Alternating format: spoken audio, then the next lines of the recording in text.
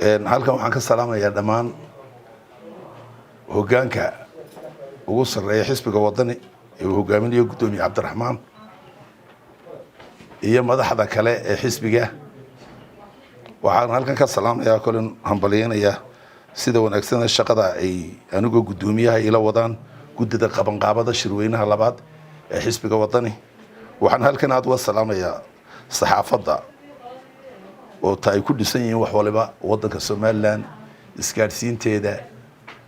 ay meel walba ku gaarsiinayaan siyaasadeeda iyo horumarkeeda dalku mar walba halkay marayaan. saxaafadda kuwa halkan joogay kuwa maqan halkan waan ka salaamayaa. Assalaamu calaykum waraxmatullaahi wabarakaatuh. bacda salaan waxaan idinku yeedhnaa maanta inaanu ogeysiin bixino kama dambaysa iyo warbixin farxad noo ah xisbi ahaan annaga haddaanu Waddani nahay inaan halkan ka sheegi doono iyadana dalkoo dhan iyo dalkoo dhan iyo axsaabta kaleba hadday xukuumadda tahay uu hogaaminayo madaxweynaha jamhuuriyadda Soomaaliland Muuse Biixi Cabdi iyo hadday tahay xisbiga kulmiyu gudoomiyaha ka yahay iyo hadday tahay xisbiga uu Faysal gudoomiyaha ka yahay xisbiga UCID iyo hadday tahay xisbigan halkan aan imika joogo Gudida Qaabada gudoomiyaha xisbiga Waddani oo Cabdiraxmaan Hogaanka ka yahay iyadoo dhamaantoodba farxad u tahay iyadana qodobkaasna waan raacin doonaa. haddaan soo qaato qodobka ugu horeeya shirkan ugu dambeeyay waxaanu dib u dhignay shirweynihii qabsoomi lahaa 30 iyo 31 annagoo idin sheegnay in saddex waxyaabood dib loogu dhigay. waa marka hore in ergooyinkii waqtiga cidhiidhi xisbiga ku noqday ergooyinkii uga qayb gal lahaa shirweynaha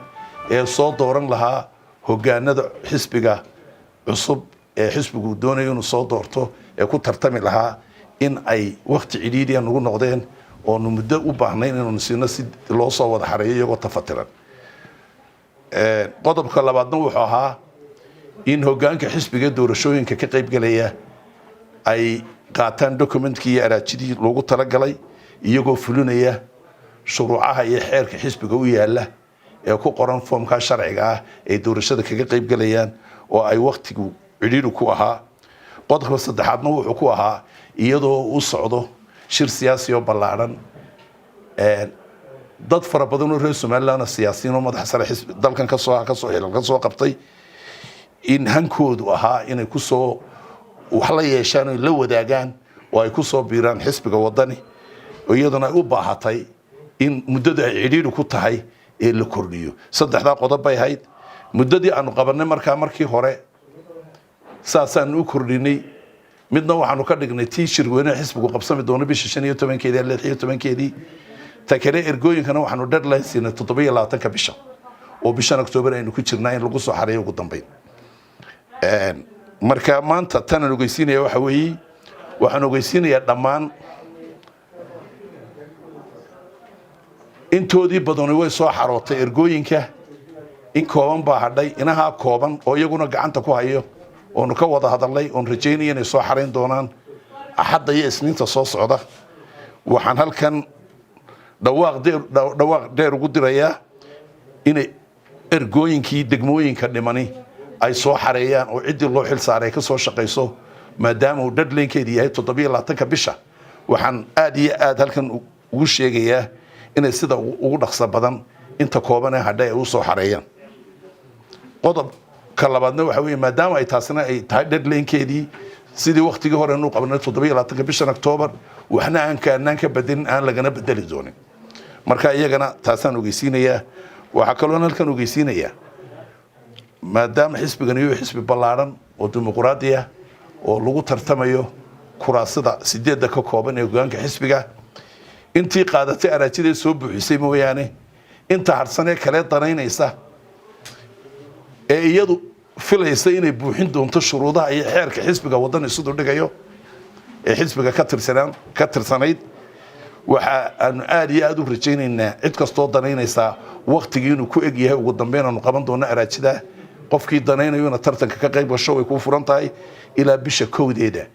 November inaad soo xareysaan maadaama shirku qabsoomayo xeerka xisbiga Waddani dhigayo 2 week ka hor waa in ciddii danaynaysa inay hogaanka ku tartantaa soo xareysaa. marka bisha 1 ayaa iyadana ugu dambaysa waxaan leeyahay cid kasta waanu ka qabanaynaa araajida oo xisbiga shuruudihiisa iyo xeerkiisa buuxisa haddaanu xataa qaato foomku soo buuxiyo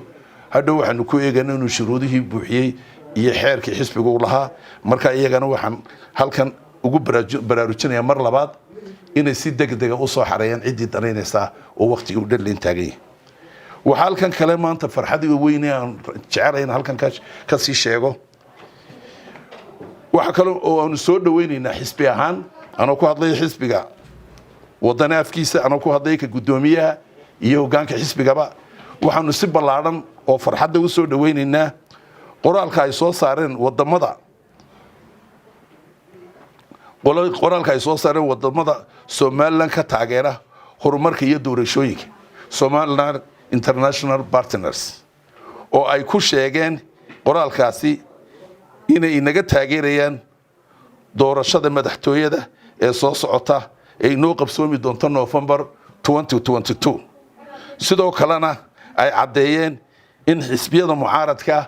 oo xisbiga Waddani iyo xisbiga ucid ay arintaasi ay ku taageereen oo ay aqbaleen waxa kale farxad weyn oo ah in madaxweynaha Jamhuuriyadda Somaliland